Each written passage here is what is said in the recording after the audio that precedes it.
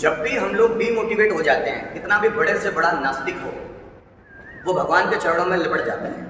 कुछ भी हो, अगर हमारी लाइफ में बुरी घटनाएं घट रही है, तो अगर हम नास्तिक भी हैं कि हम भगवान के मंदिर नहीं जाते, भगवान में बिलीव नहीं करते या कुछ भी नहीं, तो भी हमारे मन में एक भ्रम तो ये आ जाता है, संशय तो ये आ ही जाता है कि अगर मेरी लाइफ में कुछ भी बुरा हो रहा है तो उसको संचालित करने वाला कोई ना कोई तो है। जब भी हम लोग बहुत बड़ी बड़ी विपरीत परिस्थितियों में पड़ जाते हैं, तब तो मन में आता ही है, प्रभु मेरी मदद कर, हे प्रभु मेरे लिए कुछ अच्छा कर, मैं त्रस्त हो चुका हूँ, मैं निराश हो चुका हूँ, आता ही कितना भी ना मानने वाला आता ही है, क्योंकि उसको ये समझ में आने लगता है कि ये जितनी भी स्थितियां मेरे चारों ओर बन रही है वो मेरे हिसाब से नहीं बन रही, मैं इनको बनाने वाला नहीं, कोई है जो स्थितियों को बनाता है। आप जरा समझना, हमारे इंडियन कल्चर में, बोलता हूँ दुनिया का कोई भी कल्चर जिसमें आप पैदा हुए हो तो आप इतने भाग्यशाली नहीं हो, लेकिन अगर इंडिया में आप पैदा हुए तो बहुत भाग्यशाली। बताइए क्यों? क्योंकि फॉरेन कल्चर में आपको सिर्फ सक्सेस के बारे में बात होती है। अभी मैं बोलता हूँ ना कि हमारी संस्कृति कैसी बन गई है अभी, जो सिर्फ सक्सेस के पीछे भागती है, सफलता के पीछे। हमारी ये संस्कृति है ही नहीं। अगर आप उपनिषद पढ़ेंगे तो उपनिषद में ऋषि बहुत तपस्या करते हैं, तपस्याओं के बाद जो उनको मंत्र मिलते हैं वो मंत्र उपनिषद में है, वो मंत्र वेदों में है, पर वहां पर पर्टिकुलर किसी ऋषि का नाम नहीं लिखा हुआ है कि किस ऋषि को ये मंत्र हासिल हुआ तपस्या करने के बाद। उपनिषद में भी जो उपनिषद है किस ऋषि ने वो रचे हैं इसके बारे में पर्टिकुलर कोई बात नहीं है। ऋषि मतलब वो कोई भी हो सकते हैं, उनको अपने नाम में कोई इंपॉर्टेंस फील नहीं होता, क्योंकि ऋषि जो भी करते थे वो लोक हित में करते थे, परोपकार में करते थे कि ये मंत्र लोगों के काम आएगा, बस ये बातें लोगों के काम आएगी, भले हमने सीखा हो, हमने जाना हो, हमारी तपस्या से जाना हो, लेकिन ये चीजें लोगों के काम आएगी। वो इसी भावनाओं के साथ तपस्या करते थे ताकि लोक हित हो, हमारा तो हो ही, साथ साथ लोक हित हो। तो किसी भी उपनिषद या वेदों में किसी पर्टिकुलर ऋषि का नाम नहीं दिया जाता कि ये मंत्र किसने डेवलप किया है। आप समझ रहे हो मेरी बात? उनको नाम से कोई लेना देना नहीं, अगर उन्होंने कुछ अचीव किया है तो वो समाज हित में अर्पित करते हैं। जो भी उन्होंने पाया है तपस्या से, ध्यान, चिंतन, मनन से, तो वो लोग हित में अर्पित करते हैं। ये हमारा कल्चर है कि यार ऋषि सब कुछ पाते हैं लेकिन आपको दे देते हैं, सब कुछ पाते हैं और आपको दे देते हैं। लेकिन यूरोप कल्चर कैसा है कि वो पाते हैं लेकिन वो अपना उस चीज पर नाम अंकित करना चाहते हैं। जैसे हमारे यहाँ शिवकर बापू जी कल पड़े, उन्होंने 1894 में दुनिया का पहला हवाई जहाज बनाया, 1894। फिर 1903 में राइट ब्रदर्स ने वो हवाई जहाज बनाया, उससे बिल्कुल 9 साल बाद। लेकिन राइट ब्रदर्स ने कॉपीराइट लिया। अगर आप गूगल पे सर्च करोगे, यूट्यूब पे देखोगे कि who is the inventor of aeroplane, वहां आएगा राइट ब्रदर्स, शिवकर बापू जी तलपड़े नहीं आएगा, क्योंकि इंडिया में कभी कोई नाम पे ध्यान ही नहीं देता था, लोग तो यहां से काम करते थे।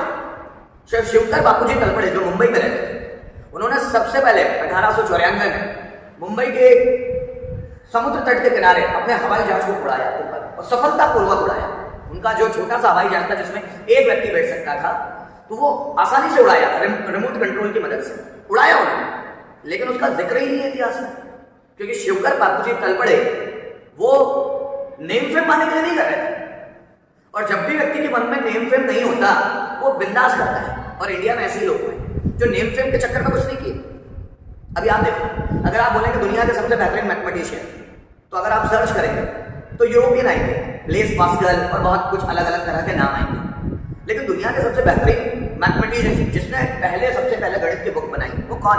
माधवाचार्य, भास्कराचार्य, ब्रह्मगुप्त, इनके नाम भी नहीं आए, क्योंकि इन लोगों ने मैथ्स कोई फेमस होने के लिए थोड़ी बनाया। या मैथ्स की बुक जब माधवाचार्य ने सबसे पहली बार लिखी तो उनका ये मकसद थोड़ी था कि मेरे कारण मैथ्स को जाना है, ऐसा कोई इंटेंशन ही नहीं होता। लेकिन आज जो भी लोग करते हैं उनके पीछे तो इंटेंशन होता है। अगर वो कुछ भी कर रहे हैं तो उनको नाम चाहिए, उनको पैसा चाहिए, लालची हो गए। That is the culture of Europe, that is not concern to the Indian culture. ये इंडियन कल्चर से संबंधित नहीं है। इंडियन कल्चर में तो कोई नाम के लिए भूखा ही नहीं है भाई, पैसों के लिए भूखा ही नहीं है। आप जरा समझना, भगवत गीता भी यही बोलती कि जब आप पैसे के भूखे नहीं हो, नाम के भूखे नहीं हो, तब आपसे ऐसी ऐसी चीजें हो जाएगी कि लोगों को लगेगा इम्पॉसिबल, कैसे कर दिया यार। और जब आप पैसे और नाम के भूखे रहते हो तो आप लिमिटेड चीजें कर पाते हो। फल की चिंता में कुछ कर रहे हैं तो कर्म उतना बेहतरीन नहीं होता। तो मैक्सिमम लोग करते करते करते, जैसे जिसकी यात्रा है बहुत कुछ पाने की, वो लास्ट में थक ही जाएगा। अब जब वो थक जाएगा, सभी चीजों से त्रस्त हो जाएगा, तब वो सरेंडर कर देगा, प्रभु भले वो ना सके, प्रभु बहुत करके देख लिया, मुझसे नहीं होता। तो फिर वो ध्यान साधना इनके इसमें जाए। बुद्ध के पास जो पाना चाहते हो, वो बुद्ध के पास सब कुछ था, नौकर चाकर, राज्य, पूरा नेम प्लेट सब कुछ था। सिद्धार्थ के पास क्यों छोड़ के चले? क्योंकि वो चीजें तृप्ति ही नहीं देती। आउटर वर्ल्ड कभी भी आपको तृप्ति नहीं दे सकता। आप कुछ भी कर लो, आप आईएएस बन जाओ, आईपीएस बन जाओ। आज अगर यूट्यूब पे सर्च करोगे भारत का सबसे पढ़ा लिखा व्यक्ति, तो डॉक्टर भीमराव अम्बेडकर का नाम नहीं आता है श्रीकांत जिचकर का। 23 डिग्री उनके पास, 23। श्रीकांत जिचकर ये नाम है, भारत का सबसे बड़ा लिखा व्यक्ति। 23 डिग्री थी उसके पास, 23।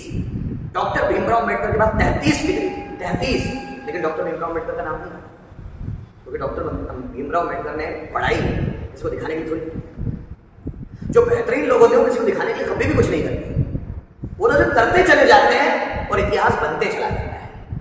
लेकिन जो कॉमन लोग होते हैं वो क्या करते हैं? कोई भी चीज करेंगे तो दिखाने के लिए करेंगे। अगर वो माँ बाप के पैर भी पड़ रहे हैं तो फोटो खिंचवाएंगे, फिर स्टेटस पे डाल देंगे, देखो मैं मेरे माँ बाप की सेवा करता हूँ। कोई अपने बच्चे से भी लाड़ प्यार कर रहा है तो उसका भी वीडियो बना देंगे कि देखो मैं अपने बच्चे से कितना लाड़ प्यार करता हूँ। बनाने का मकसद क्या है? दिखाने का मकसद क्या है? किसे तुम दिखाना चाहते हो वो तुम हो नहीं। अगर तुम हो गए तो तुम्हारे मन में दिखाने की भावना ही नहीं होगी तब, हाँ या ना? इसलिए तो मैं बोलता हूँ, अगर आप बर्थडे सेलिब्रेट कर रहे हैं और उसमें फोटो खींच रहे हैं तो आप सेलिब्रेट नहीं कर रहे। You are busy in capturing the photos and all. You are not feeling the entertainment in that, you are not feeling the happiness in that. इसलिए आपको फोटो खींचने का टाइम नहीं मिल गया। नहीं तो आप कभी भी फोटो खींच नहीं पाएंगे। अगर आप बहुत खुश हैं, शादी ब्याह में आप बहुत खुश है, तो आपको टाइम भी नहीं मिलेगा फोटो खींचने का। इतने खुश है, आपकी याद ही नहीं, आपको भी फोटो नहीं खींचना है। क्योंकि आप हैप्पी नहीं हो, उसमें फोटो खींचने का टाइम मिल जाता है। फिर आप सोचते हैं मैं तो खुश हो नहीं, तो कम से कम दिखाऊं तो सही, लोगों को चलाऊं तो सही, स्टेटस पे डलवा के कि मैं देखो कितना खुश होता हूं। इसलिए अधिकतर लोग लिखते हैं I am enjoying in my Elder brothers marriage. वो एंजॉय करेंगे, सब दिखाते हैं, उनमें खुशियां ही नहीं। और जब व्यक्ति इन प्रपंचों में लगा रहता है, वो इतना फ्रस्ट्रेट हो जाता है एक समय बाद कि वो वापस जाएगा भगवान की शरण में, वापस जाएगा प्रार्थना की शरण में, जाएगा सर, तो उसके बिना कुछ भी नहीं होगा। जो व्यक्ति भगवान में लगा हुआ नहीं है, इसलिए मैं बोलता हूँ अपने हर कर्म, 4 तरह के कर्म होते हैं जिसमें भगवत गीता बात करता है। जरा समझ कौन लोग ज्यादा फ्रस्ट्रेट होते हैं, इसको समझना, और कौन भगवान की शरण जाता है। 4 तरह के कर्मों की बात करता है भगवत गीता, कर्म, अकर्म, विकर्म और प्रतिकर्म। सबसे अच्छा कर्म है अकर्म। अब मैं बताऊंगा कैसे। लोग बोलते हैं कर्म करो, कर्म नहीं, अकर्म करना चाहिए। कैसे मैं समझाऊंगा।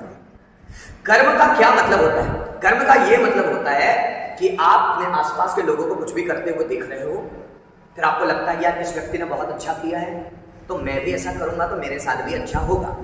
मतलब आप इच्छा से प्रेरित होकर कर्म करते हैं कि यार उसने एमबीए कर लिया है, वो ज्यादा पैसे कमा रहा है, वो टीचर बन गया, वो ज्यादा पैसे कमा रहा है, वो यूट्यूब पे फेमस हो गया, वो ज्यादा पैसे कमा रहा है ना, उसने बिजनेस शुरू कर दिया, वो ज्यादा पैसे कमा रहा है। उसको देखकर आप कर रहे हो, आपके मन में इच्छा आई नाम और पैसे कमाने की, इसको बोलते हैं कर्म। आप इच्छा से प्रेरित होकर कर रहे हो कुछ ना कुछ, आप मन से प्रेरित होकर नहीं कर रहे, इच्छा से। आपकी आत्मा नहीं बोल रही बोलने करने का, लेकिन दूसरे ने चूंकि कर लिया है इसलिए मुझे भी करना चाहिए, ये इच्छा प्रेरित कर्म है। दूसरा होता है विकर्म। विकर्म कि मुझे जिंदगी में लोगों को कुछ दिखाना है, कि मैं कुछ करके जाऊंगा, ये विकर्म है। जब भी आप अपनी बुद्धि, मन और बाहरी वातावरण से प्रेरित होकर कुछ भी करते हैं कि मुझे कुछ करके जाना है, वो होता है विकर्म। या फल की इच्छा में कि ऐसा करने से मुझे ऐसा मिल जाएगा, उसको बोलते हैं विकर्म। प्रतिकर्म मतलब किसी ने तुमको थप्पड़ मारा, तुम उसको थप्पड़ मारना नहीं चाहते थे, उसने तुमको थप्पड़ मारा तो तुमने रिएक्शन में उसको थप्पड़ मार दिया। आप जरा समझना, तुम निकल रहे थे रास्ते से, तुम किसी को बुरा भला बोलना नहीं चाहते थे, पर किसी ने तुमको पत्थर मार दिया तो तुमने उसको गाली बक दी, तो तुमने गाली बकी, वो प्रतिकर्म में बकी है, तुम बकना नहीं चाहते थे। किसी ने तुमको पत्थर मारा तो तुमने गाली बकी, तुम गाली बकना ही नहीं चाहते थे, उसको बोलते हैं प्रतिकर्म। कि किसी ने कुछ कर्म किया, उसके रिएक्शन में तुमने कर्म कर दिया फटाक से। कि टीचर ने तुमको ताना मारा, तुमको गुस्सा आ गया, तुम गुस्सा करना चाहते नहीं थे, आ गया प्रतिकर्म, टीचर के शब्दों से गुस्सा आ गया। आप जरा समझना। और जो भी प्रतिकर्म करते हैं वो कर्म तो नहीं करते, क्योंकि वो उनका है ही नहीं। अकर्म का मतलब होता है व्यक्ति कर्म ही नहीं करता, वो उससे हो रहा है। कि एडिसन बल्ब बना रहे हैं, वो बनाना ऐसा तो है कि उनको बनाना है, लेकिन उसमें उनको पैसा और नाम नहीं चाहिए, उनका मन बोल रहा है, इसलिए वो करते चले जा रहे हैं। और जब वो करते चले जा रहे हैं तो उनको थकान ही नहीं होती, because he is not doing that thing. इसलिए जो बेहतरीन लोग होते हैं वो थकते ही नहीं काम करते हुए। हम थक क्यों जाते हैं? क्योंकि हमको वो करना नहीं है, हम मजबूरी में कर रहे हैं, इसलिए हम थकते हैं, हमारी एनर्जी खत्म हो जाती है। और जिन लोगों को नाम पैसे के लिए कुछ करना ही नहीं है, बस एंजॉयमेंट के लिए करना है, वो लोग इतना कर जाते हैं कि हम सोचते हैं कि तक कर कैसे लिया ये ओशो ने 1.5 लाख किताबें कैसे पढ़ ली? हमसे तो एक किताब नहीं पढ़ी जाती, उसने 1.5 लाख कैसे पढ़ ली? डॉक्टर भीमराव अम्बेडकर ने 60,000 किताबें कैसे पढ़ ली? हमसे तो 2-4 पढ़ी नहीं जाती, ध्यान ही नहीं लगता हमारा, उन्होंने 60,000 कैसे पढ़ लिया? तो दिमाग होता है खराब। फिर हम देखते हैं कि उसने किया तो मैं भी करूंगा, तो ये आपकी जिद है दूसरे को देखकर, ये कर्म की श्रेणी में आएगा या विकर्म की श्रेणी में आएगा। लेकिन जब तुम्हारे अंदर से तुम्हारी आत्मा बोलने लगे अब पढ़, तो तुम पढ़ते चले जाओगे, थकोगे भी नहीं। थकते कौन है? थकते वो लोग हैं जो अपनी इच्छा से करना चाहते हैं, वो व्यक्ति थकता ही नहीं जिसकी इच्छा ही ना। अकर्म मतलब वो कर्म करते हुए तो लोगों को दिख रहा है, लेकिन उसके मन में पैसा पाने की, नाम पाने की, शोहरत पाने की कोई इच्छा नहीं है, वो सिर्फ कर रहा है। इसको कृष्ण भगवत गीता में बोलते हैं सर्व के लिए किया गया काम, स्व के लिए नहीं, मेरे लिए नहीं, सर्व के लिए। कि अगर बल्ब बनेगा तो सबको फायदा होगा, पूरी दुनिया में रोशनी आएगी। अगर मैं कोई काम करूंगा तो उससे दुनिया में उसका एडवांटेज मिले। जैसे Einstein equal to mc², Newton, प्रत्येक क्रिया की एक बराबर और विपरीत प्रतिक्रिया होती है, इस नियम से पूरी दुनिया को फायदा होगा, मुझे होना हो। जब व्यक्ति सर्वहित में कुछ काम करता है तो उसके पास एनर्जी का भंडार होता है। जैसे कृष्ण के पास एनर्जी का भंडार है क्योंकि वो अपने लिए कुछ करते ही नहीं। हनुमान जी के पास एनर्जी का भंडार है, वो थकते ही नहीं क्योंकि वो सर्वहित में कर रहे हैं, अपने लिए पर्सनल कुछ भी नहीं कर रहे। जब भी व्यक्ति पर्सनल अपने लिए कुछ करता है तो उसकी एनर्जी लेवल कम हो जाती है क्योंकि वो स्वार्थ है। और जब भी आप स्वार्थ में हो, यह प्रकृति आपकी मदद नहीं करती। और जब आप सर्वहित में हो, सबके फायदे के लिए कर रही हो, तो प्रकृति इतनी अनलिमिटेड एनर्जी देती है आपको कि आप थक ही नहीं सकते। हनुमान जी थकते ही नहीं। क्यों नहीं थकते? क्योंकि उनका कोई स्वार्थ ही नहीं, वो कुछ पाना ही नहीं चाहते। ना उनको राज्य चाहिए, ना उनको शादी करना है, ना उनको IAS IPS बनना है, ना उनको कोई गवर्नमेंट जॉब पाना है, ना उनको कहीं का राजा बनना है, कुछ भी नहीं करना है। वो तो सिर्फ राम की सेवा में कर रहे हैं कि राम का हित होगा तो पूरे समाज का, पूरे देश का हित होगा। तो राम का हित करना जरूरी है क्योंकि राम धर्म के साथ है, सत्य के साथ है, इसलिए उनका हित करना जरूरी है। वो अपने हित के लिए भी नहीं कर रहे कुछ। तो उस व्यक्ति में अनलिमिटेड एनर्जी है। तो ऐसा व्यक्ति वो खुद ईश्वर है, उसको ईश्वर की शरण में जाना नहीं पड़ता। लेकिन व्यक्ति अपनी इच्छाओं से इतना करता है, इतना करता है, इतना करता है, इतना करता है कि वो थक जाता है। फिर लास्ट में, एंडिंग में, बुढ़ापे में क्या करता है? मंदिर मस्जिद गुरुद्वारा घूमते बैठता है। क्योंकि जिंदगी में कृष्ण बोलते हैं आपको पूजा पाठ के चक्कर में नहीं पड़ना, आपको सिर्फ अपना कर्म करना है। और वो कर्म जिसमें आपकी आत्मा आपके साथ, वो कर्म करना है जिसमें आपका मन सुकून में हो। और आपका मन ही सुकून में नहीं हो मतलब आप गलत ट्रैक पर। अगर आपको मजा नहीं आ रहा मतलब आप गलत काम कर रहे हो, ये समझ लेना। अगर आपको किसी काम में मजा नहीं आ रहा तो वो गलत ट्रैक पर हो। अब मोटिवेशनल सेल्फ हेल्प बुक क्या बोलती है? करके ही रहो, जिद करो। ये दोनों बात अलग अलग है। जब आप मोटिवेशनल स्पीकर को सुनेंगे तो बोले पहले जिद करो और करना शुरू करो, ये कृष्ण भी बोलते हैं। लेकिन कृष्ण बोलते हैं उसमें नाम और पैसा मत देख, तू सिर्फ काम कर, मिलना होगा वो मैं देखूंगा। तू खुद डिसाइड मत कर, ये तेरा घमंड है कि तू खुद डिसाइड करना चाहता है। तो बोलते तू डिसाइड मत कर, तू डिसाइड नहीं करेगा तो तू फ्रस्ट्रेट नहीं। तू डिसाइड कर लेता है कि मुझे ये मिलना चाहिए, इसलिए तू फ्रस्ट्रेट होता है। मैं बोलता हूं अगर आप विदेश में हो तो विदेश में ये चीजें नहीं है। विदेश में लोग भाग रहे हैं सिर्फ सफलता के लिए, पैसों के लिए, कार के लिए, वो भाग रहे हैं। पता है क्यों? They have no the inner concept, they have no spiritualism in their life. Bharat में जो स्पिरिचुअलिज्म है वो कहीं और नहीं है। भारत में सबसे ज्यादा अध्यात्म है, वो कहीं भी नहीं। भारत की जैसी साइकोलॉजी दुनिया में कहीं पर भी नहीं। एंड की जो साइकोलॉजी होती है वो सब इंडिया के पास है, वो कहीं पर भी नहीं। इसलिए विदेशी लोग भारत आकर हिंदू धर्म स्वीकार करते हैं। आप अगर घूमने जाओगे मथुरा वृंदावन, वहां बहुत सारे फॉरेनर्स हैं जो कृष्ण भक्ति में लग गए। पता है क्यों? उनको समझ में आ गया कि लाइफ का अल्टीमेट पर्पस है, तो लोगों की सेवा में लग गई।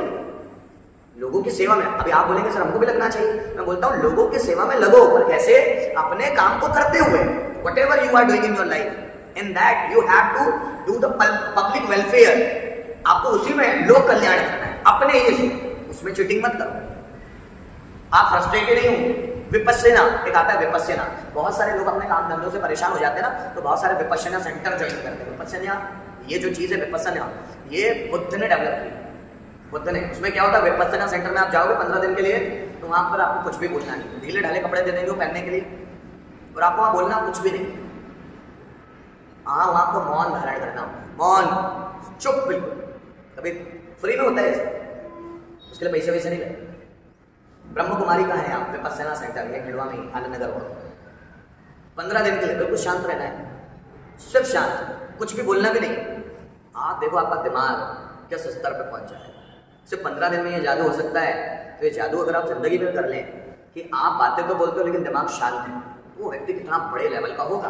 तो विपश्यना ये बुद्ध ने डेवलप की हुई टेक्निक है, जिसमें विपश्यना सेंटर में 15-15 लोग दिन ज्वाइन करते हैं और 15-15 दिन शांत रहते हैं, बिल्कुल शांत। सिर्फ क्या हो रहा है, दिमाग में क्या चल रहा है, उसी को देखते रहते हैं कि मेरा दिमाग किस ओर भाग रहा है।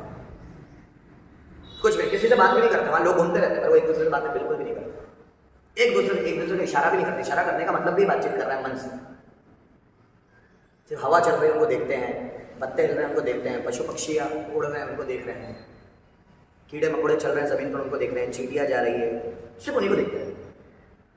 तो ये है विपश्यना, कि आप अपनी बाहरी झंझावातों को छोड़कर पर्टिकुलर जो आपके आसपास चीज़ें चल रही है उस पर ध्यान देना। आपको लगेगा कि साला इतनी सारी चीज़ों पर तो मैं कभी ध्यान ही नहीं देता था।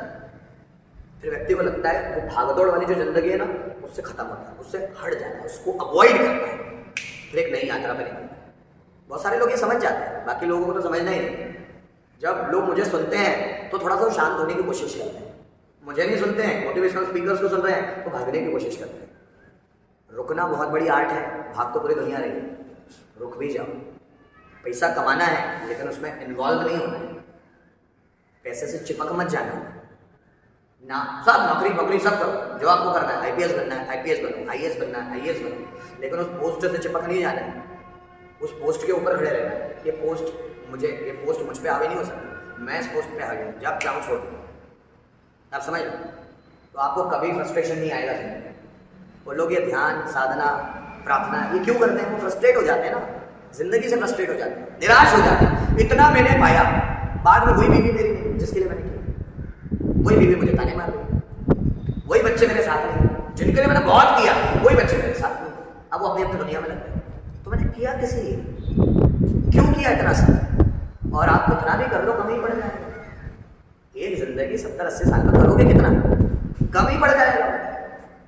और फिर मरोगे, अगला जन्म लोगे, फिर वही दौड़ वापस चल, फिर उसमें भी वही नौकरी पाना, बीवी बच्चों को पालना, उनकी शादी ब्याह कराना, वही फिर अगला जन्म लोगे, उसमें भी अगला जन्म लोगे, और ये यात्रा चलती और ये चलती रहे। उसमें से कोई कृष्ण आते हैं जो उस बाल पर गिरा लगाते नहीं करते। जब तुम जिस दौड़ में भाग रहे हो उस दौड़ में मुझे नहीं करना। तो ऐसे लोगों को लोग पागल समझते हैं। बुद्ध बोलते मुझे राज्य नहीं चाहिए, तुम करो ऐसे, तुम राजा, मुझे नहीं चाहिए, मुझे कुछ नहीं चाहिए। और जैसे व्यक्ति बोलता मुझे कुछ नहीं चाहिए, अब उनका मन हो गया शांत, कुछ नहीं चाहिए। अब जब उसको कुछ पाना ही नहीं तो भागदौड़ खत्म। फिर कृष्ण बुद्ध से एक लेवल आगे जाते हैं, वो बोलते पाना कुछ भी नहीं, लेकिन समाज के लिए मुझे कुछ करना है, ये समाज स्वस्थ बने, ये समाज सुखी बने, इसके लिए मुझे कुछ करना है। दैट इज कॉल्ड कर्म। कि कर्म भी योग में लिप्त होकर करना है, जिसमें मेरी इच्छा है कुछ भी नहीं, जो भी करूंगा मैं लोक हित के लिए करूंगा। तो ऐसा व्यक्ति कर्म करते नजर आता है, बुद्ध कर्म करते नजर नहीं आते। बुद्ध किसी राक्षस को नहीं मारते, बुद्ध महाभारत का युद्ध नहीं लड़ते। क्यों? क्योंकि बुद्ध ने सब छोड़ दिया। कृष्ण उससे एक स्टेप आगे जाते हैं, वो बोलते हैं मुझे कुछ अपने लिए नहीं पाना, लेकिन मैं लोगों के हित के लिए करूंगा। इसलिए कृष्ण सबसे टॉप पर आते हैं। मैं करूंगा लोक हित के लिए, मेरे पास पोस्ट है, उस पोस्ट का इस्तेमाल लोक हित में करूंगा। मेरे पास पैसा है, पैसे का इस्तेमाल लोक हित में करूंगा। तो वो व्यक्ति सर्वज्ञ बन जाता है, वो व्यक्ति सर्वे सर्वा बन जाता है। उसको प्रार्थना की शरण। कृष्ण कभी भी पूजा पाठ करते नजर नहीं आते। राम आते भी है, राम सेतु बनाने जा रहे हैं, उससे पहले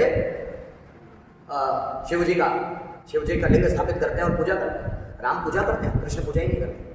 इसलिए नहीं करते, उनको सब समझ में आता है ईश्वर मैं ही, राम को नहीं पता है, इसलिए राम दूसरे की पूजा करते हैं।